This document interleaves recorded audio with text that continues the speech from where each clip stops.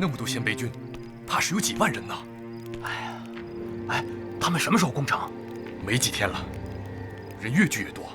你们看，漫山遍野全都是他们的营帐。啊，那他们攻城，该不会是用那天的投石机？他们的投石机虽然厉害，但是也不会一击必杀。况且我们有居高临下的优势，并非不能摧毁他们的器械。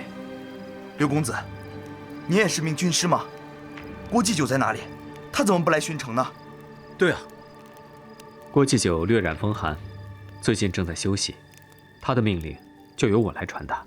刘公子，还是让郭祭酒到城上去看看大家吧。我们都指着郭祭酒用兵如神退敌呢。昨天有人说郭祭酒已经不在人世了，我大骂了他一顿。我说不可能，郭祭酒不会对我们不管不顾的。刘公子，你说是吧？是啊，让郭祭酒来城上走一走也好啊。对呀。好，你们的话，我会替你们转达。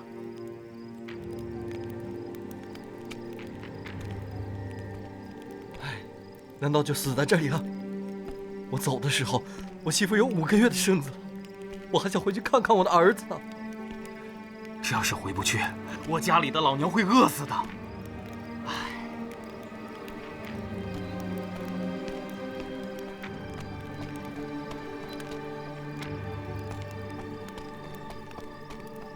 皇后，你怎么来了？知道你来巡场，过来接你。城上士气如何？他们现在已经在怀疑郭家的生死了。这个消息瞒是瞒不住的，而且要靠曹植去震慑军心，也有些不足。这些士兵纵然一时恐惧，但是他们也明白，只要退一步，中原就会沦陷，也不至于做逃兵。更何况现在鲜卑兵攻城在即，硬仗还是要打2场的。只要坚持到许多的援兵到来，卢龙就能得救。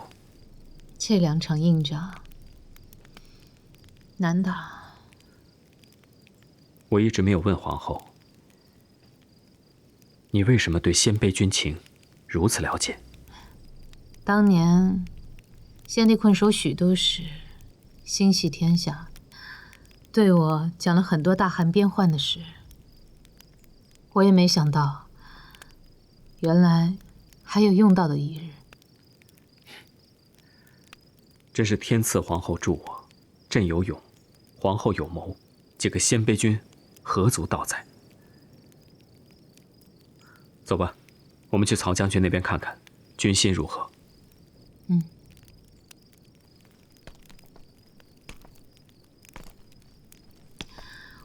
我在担心另外一件事。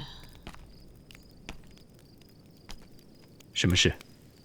荀彧没有虎符。他不会。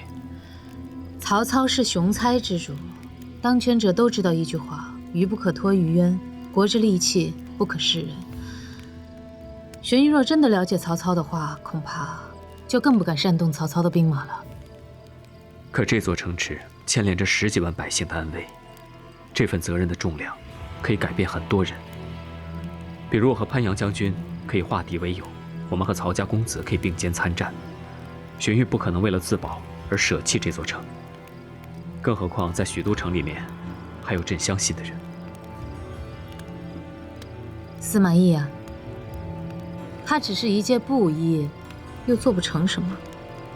你还记得我们在邺城的时候吗？我也是一介布衣，我们不是照样做成了很多大事吗？有时候一个人的能量不在于官职和权力。陛下都到这个时候了，相隔千里之外，还不忘时时显摆你的司马懿啊！原来皇后这么爱吃醋啊！哎，陛下真是越发不尊重了。什么叫我吃他的醋啊？可是我记得在邺城的时候，你们2个人惺惺相惜，而且还把我训了一顿。哼，现在想起来邺城那些事，好像就在昨天一样。自打陛下进了宫，我发现我们不是在生死之间周旋，就是大难临头再逃难。可是朕运气好啊，每一次都逃掉了，而且还拉着你的手，这也是不错的回忆。比起一本正经在那里装皇帝和皇后，有趣多了吧？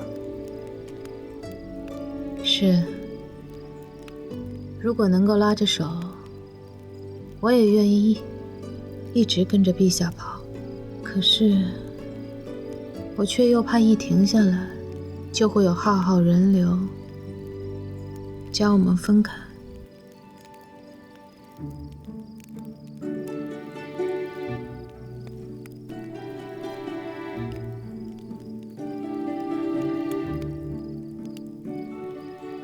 你放心，这次拉着手，我们一定会走到最后一刻。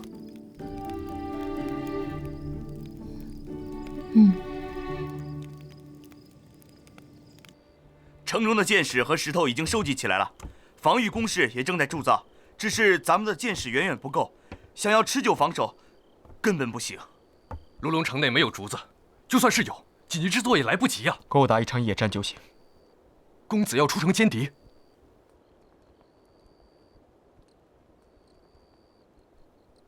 四位将军先退下，我与刘公子再商议一下。是。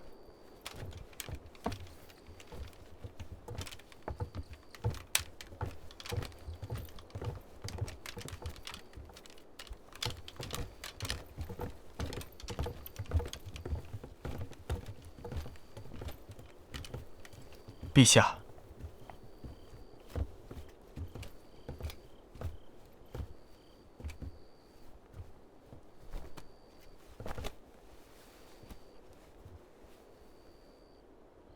怎么？你想先行出战？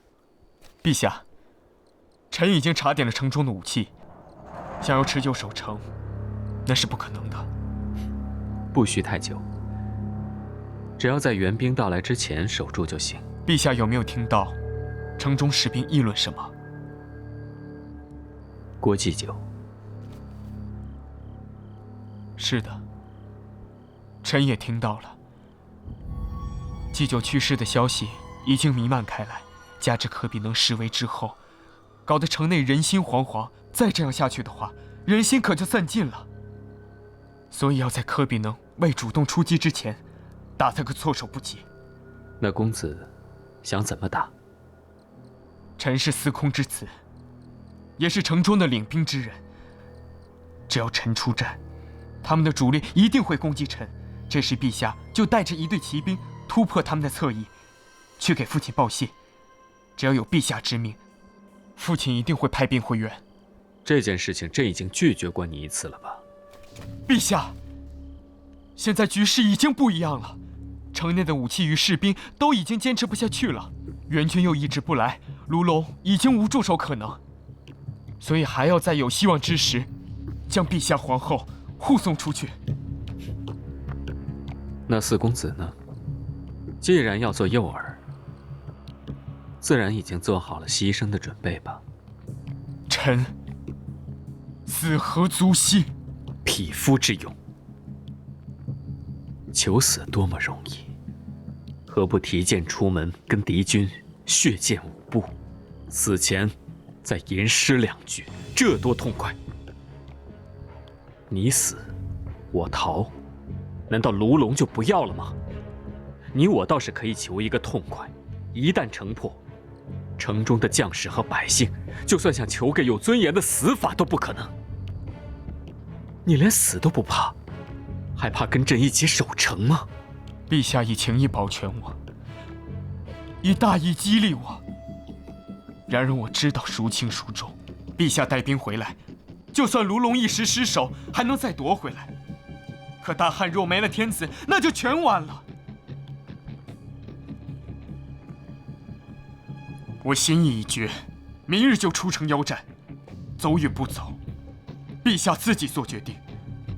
若陛下让我白死，我也认了。一派胡言！你要真是我弟弟，朕现在就想揍你！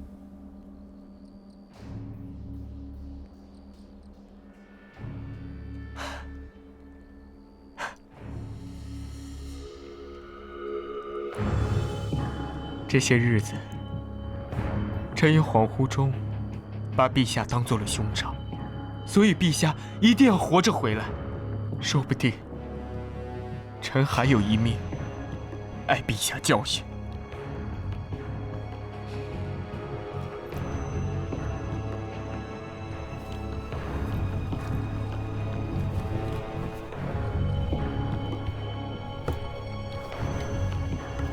四公子，四公子！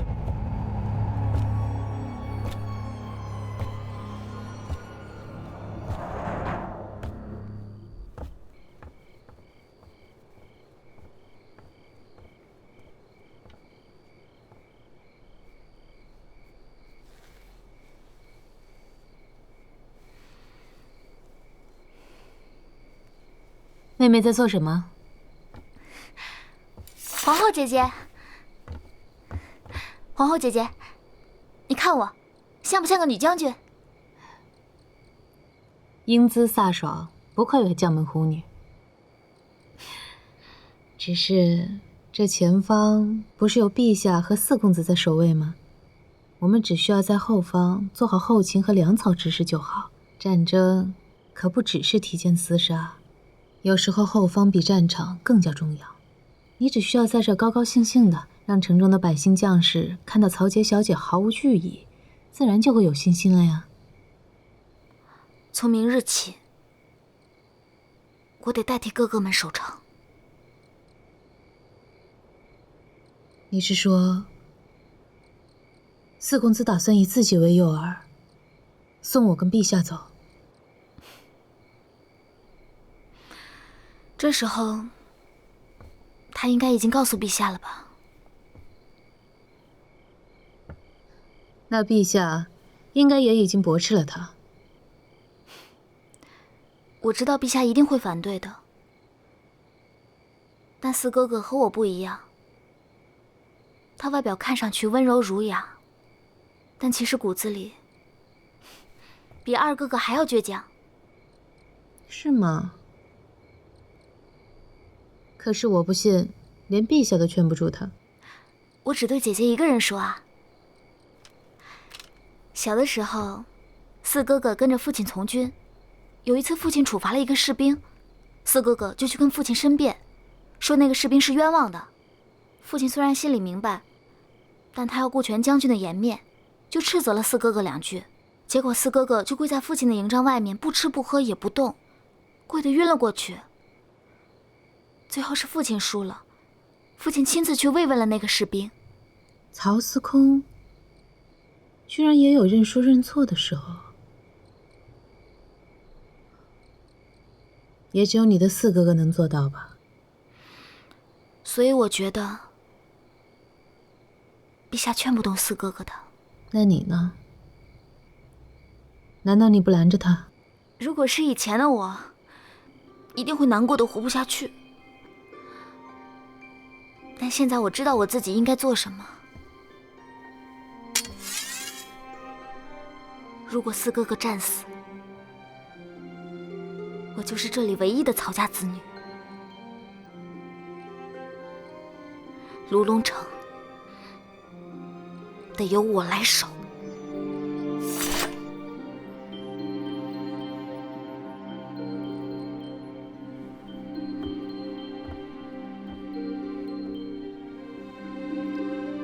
我需要你帮我一个忙，但是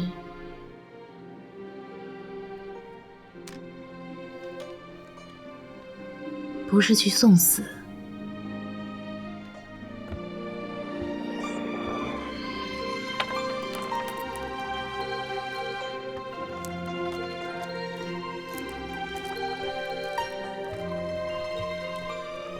找到了吗？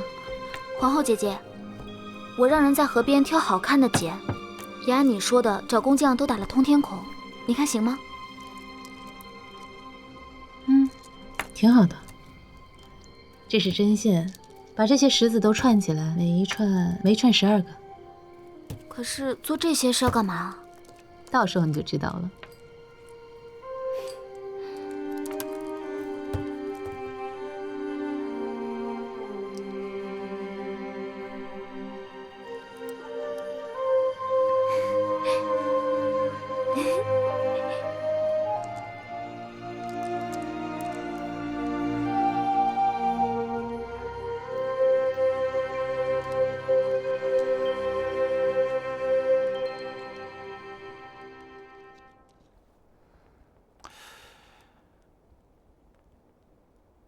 卢龙军情如果真的属实，天子跟皇后都是危在旦夕呀。令君，你可千万不能坐视不管呐！崔别驾，我何尝敢置二位陛下的安危于不顾呢？只是在其位谋其政，没有司空的令命虎符，我确实无法调兵啊。就算我下令，各地的将领也不会听命的。毕竟尚书令只是文职而已啊。令君，昨日那位潘义士在外求见。有请。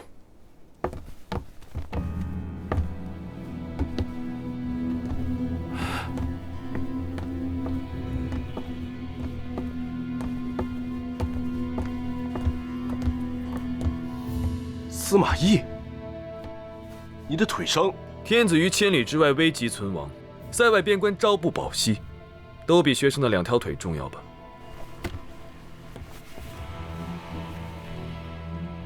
你是何意啊？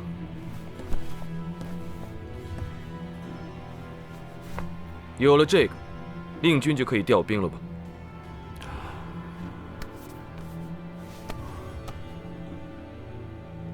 这可是假冒军令啊！大军围城，仅凭卢龙的老弱残兵，破城只在旦夕。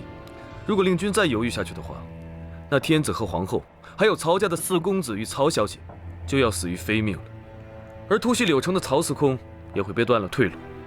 鲜卑的骑兵南下掳掠，恐怕这许都也不能独善其身吧。就算令君不考虑天子与皇后，也要考虑一下曹司空和中原的千万百姓。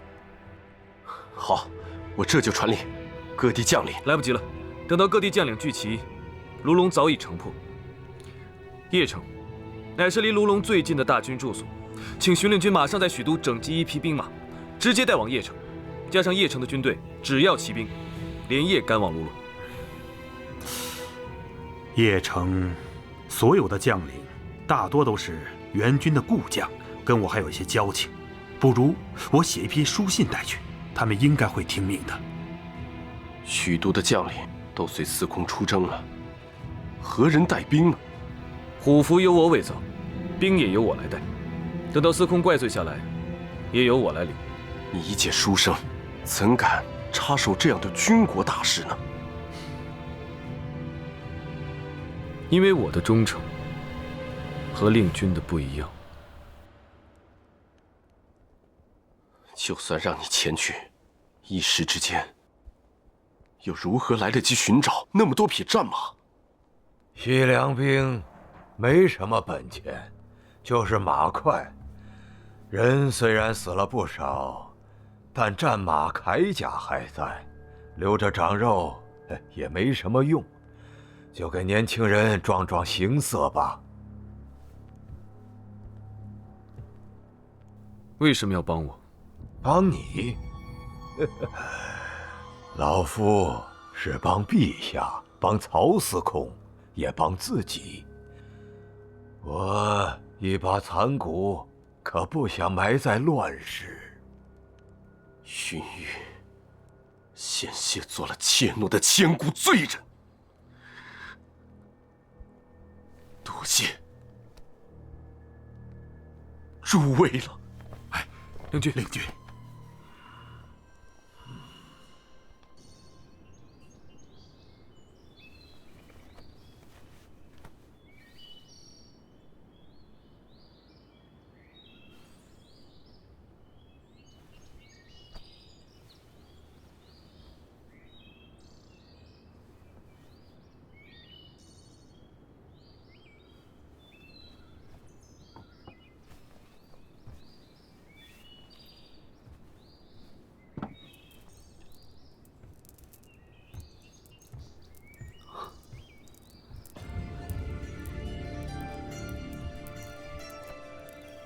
臣妾恭迎圣驾。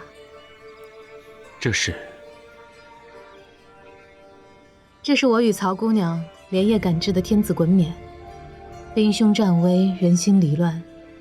卢龙城中能够稳定军心的只有陛下，我们不能再藏了。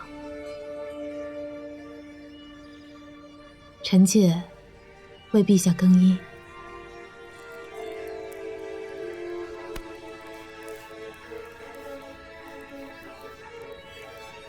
有劳皇后了。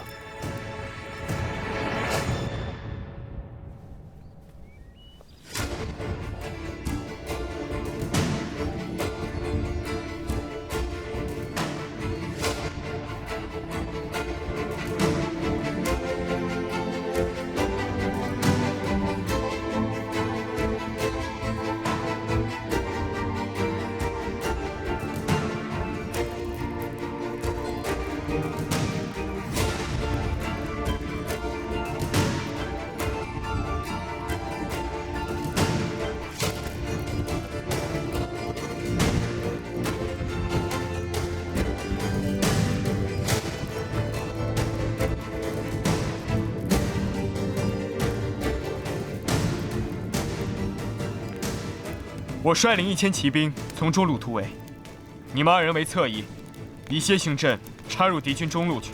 可是公子，楔形阵要靠偏路策应救援，我们的骑兵不够，步兵恐怕难以插入敌兵的骑兵阵啊。怎么打我说了算，你们听命就是。是。陛下驾到！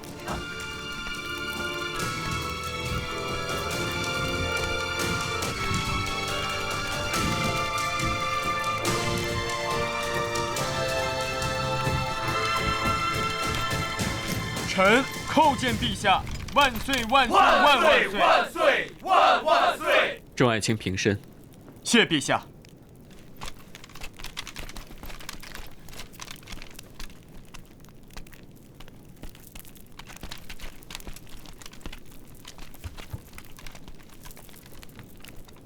朕随曹公亲征，因是机要，未能告知诸爱卿，是朕之过。朕今日登城，便是要告诉众爱卿，朕在卢龙，卢龙并非无人无将。朕未放弃众爱卿，也未放弃卢龙。陛下圣明，臣等知福。陛下圣明，臣等知福。卢龙乃塞北第1关，卢龙若失，小则一城百姓罹难，重则曹司空腹背受敌。中原门户一旦洞开，朕与曹司空呕心沥血，方才统一的北方中原，就会重新化为战场，天下生灵再离涂炭。今日天下安危系于我辈一身，若退一步，则朕与众爱卿都是千古罪人。臣等必倾尽全力，誓死守卫卢龙平安。卢龙边塞要城，城高池深，粮草充足。鲜卑骑兵善于野战，弱于攻城。朕和众爱卿据城以待援军。朕在卢龙，曹公就不会弃卢龙，朝廷也不会弃卢龙。等战后，朕陪众爱卿喝庆功酒，个个都有封赏。朕明白，中原如此危急存亡之时，让你们每一个人拼命的不是封赏，而是这一城百姓的性命，是所有中原百姓的性命。朕和你们一样，家人也都在中原，为了他们，我辈以身为屏障，不做千古罪人。我辈以身为屏障，不做千古罪人。原本只想建一座城，没想到结出个皇帝来了，哈哈，有意思。好，就抢个大汉的皇帝回去。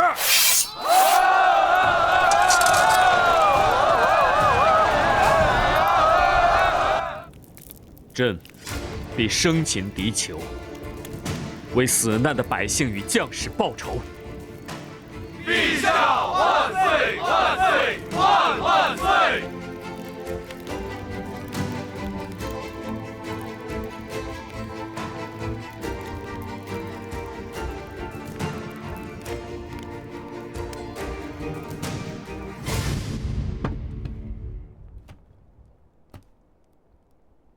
公子的铠甲。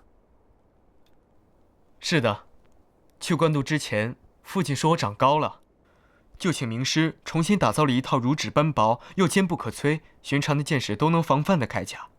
可未曾想到，去官渡的时候，父亲令我驻守中军，他又赢得太漂亮，让我连穿上这套铠甲上阵的机会都没有了。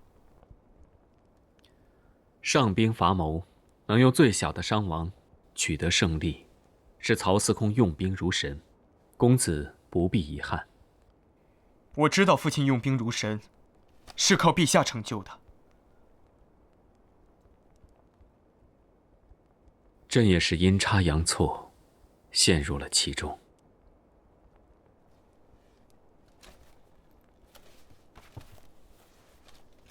父亲所说的，二哥所说的，我亲眼所见的，我知道陛下在官渡时做了什么。我之前对陛下充满了疑惑和好奇，这几个月相处下来之后，我的疑惑和好奇全都解开了。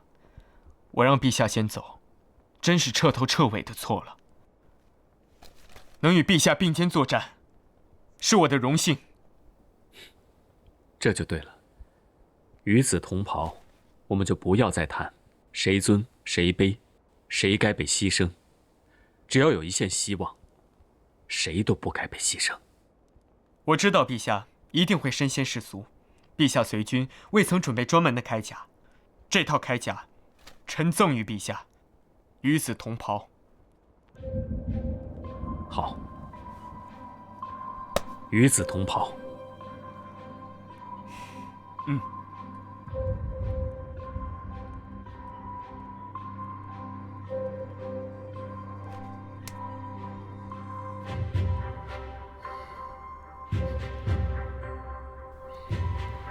出了这个门，我就不能送你了。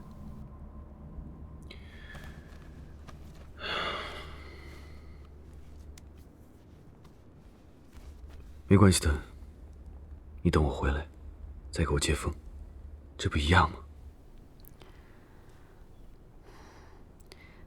为什么一定要你去？因为只有我，才能用5000兵马击退鲜卑的大军。你都从来没有领过兵。这个世界上有什么东西是我不会的吗？别说大话了。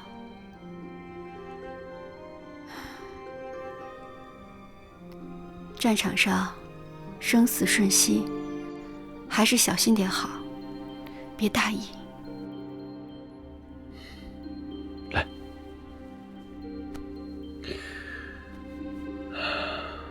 我还要回来娶你呢。阵阵君子，归在归在。想不到我们也有做正四夫的一日。以后刮风下雪，你可得想着你的郎君在外面有没有挨饿啊，有没有受冻啊。没正经。谁说我没正经？我跟你在一起就是最正经的，因为我的每一句话都是从心底说出来的。宁儿，你放心，我一定会把叶赫带回来的。司马公子，司马公子，司马公子。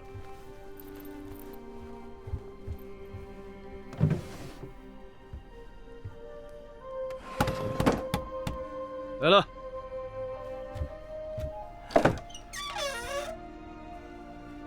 崔先生，你不该来这里的。司马公子，你带兵出征，为何不带上我呢？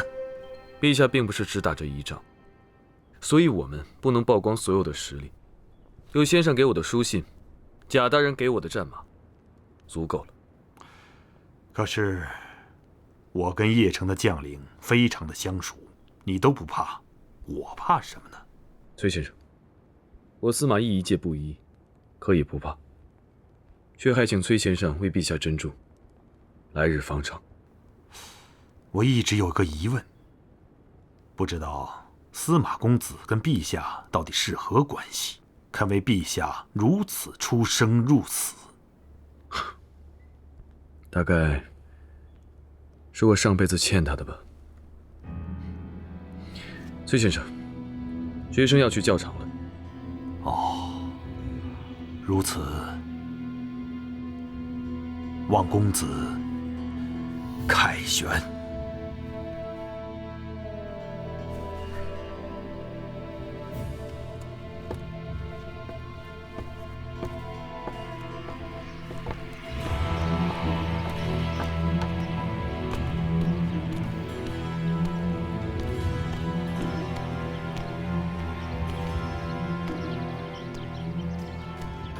又一个愚中之人，谁智谁愚？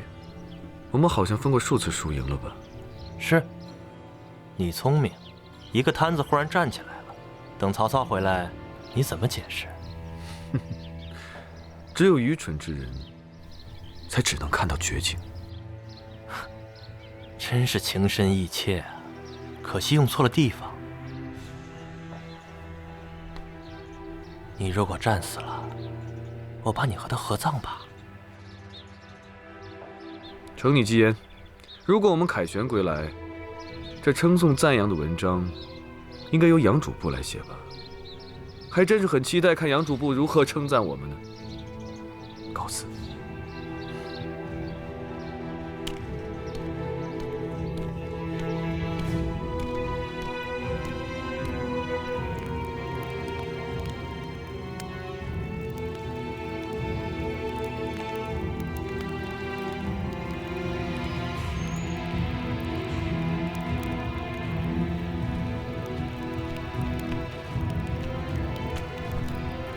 许都城北守军2千，京城官员士子以家丁，私兵驻军3000，战马5000匹，珠宝绢帛等军费不计其数，请公子检阅。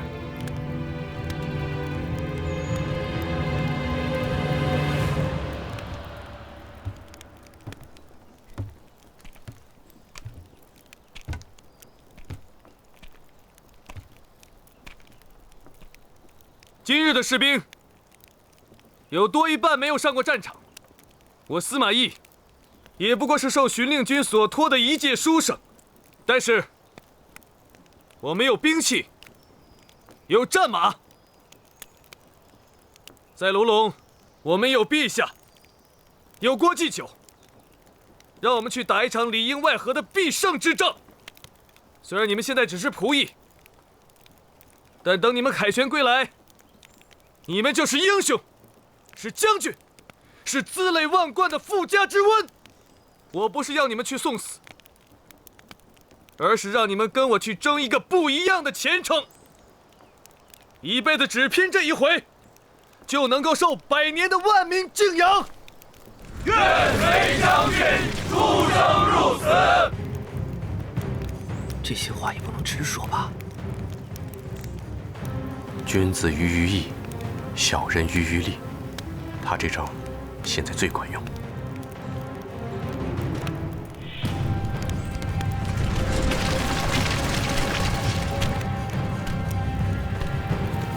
红龙王妃到！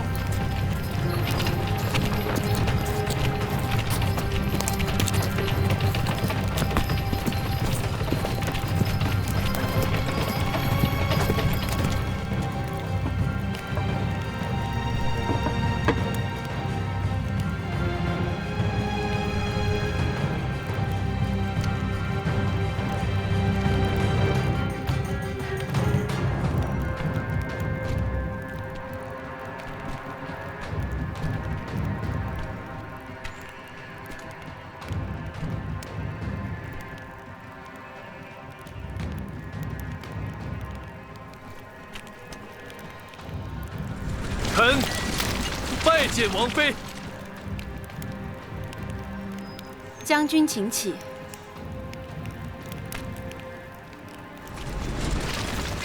今日将军率5000勇士出征，妾一介女流，一知国家安危系于将军之身，不能与将军同上战场，一点犒军之物，聊表心意。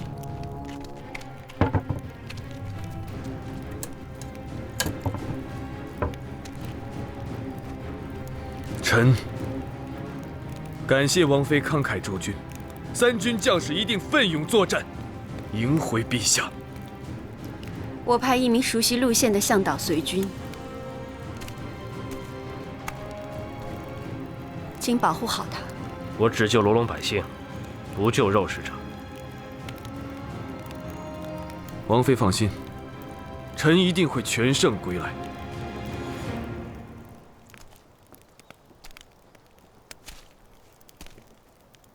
珍重。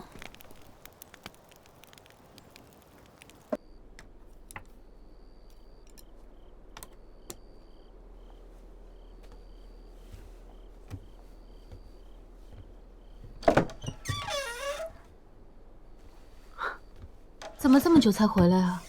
我还以为程胜出事了呢。我去了一趟厨房。厨房？我一直说要给你做顿饭，结果被耽误至今。今天晚上没事，就给你补上。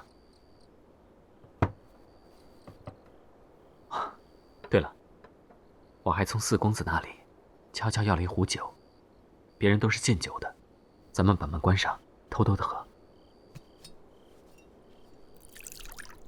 你是怕明日过后就没有机会了吧？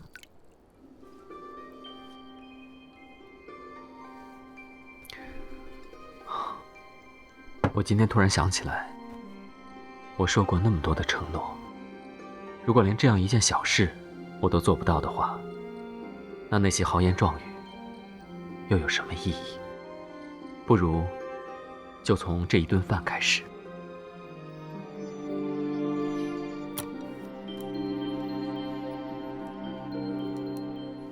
喏，尝尝。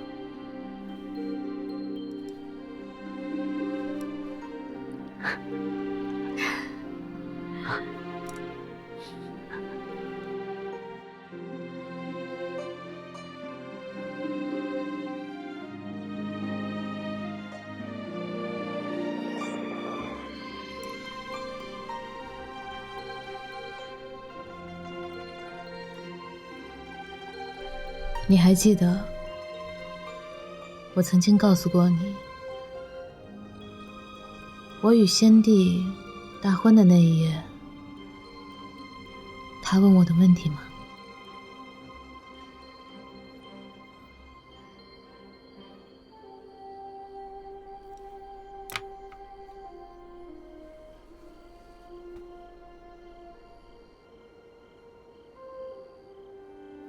我不要你用身体去挡住敌军，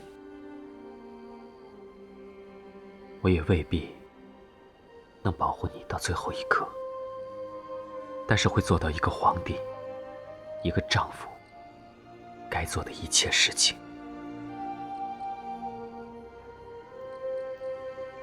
对，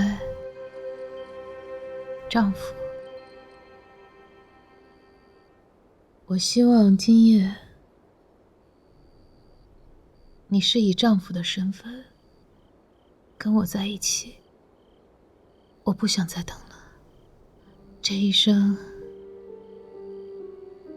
我等得太久了。我也不想再等了。现在？就现在。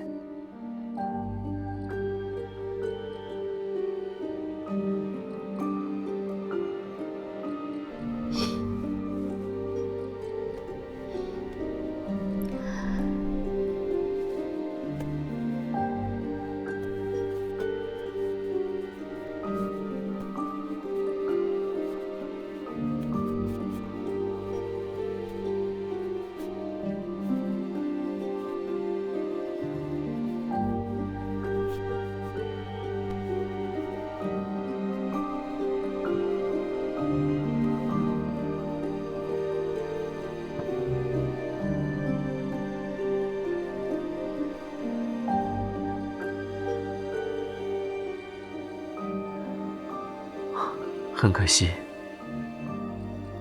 今天晚上只能给你这样的合卺酒了。瞎说，哪有比这更丰盛的婚宴啊？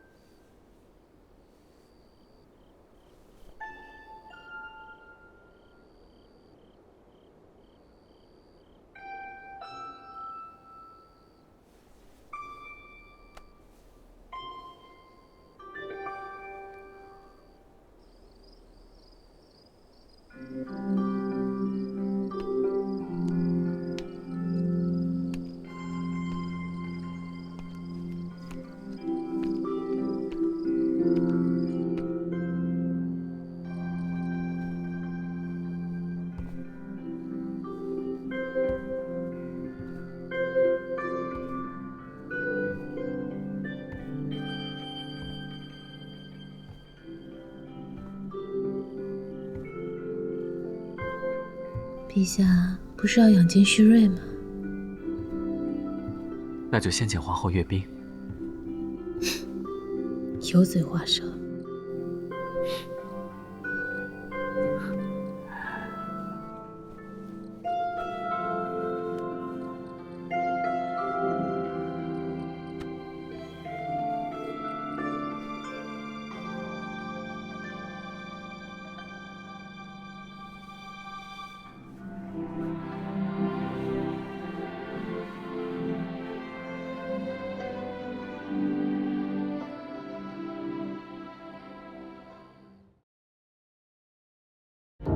煮酒的火还尚温，多情空余恨。夜花的灯还撩人，长梦与幽魂。欲盖弥彰，他像月光，荒凉某个眼眶。现实彷徨，阵阵风凉，沉沦了多少个心双。少年只知预留青史，乱世。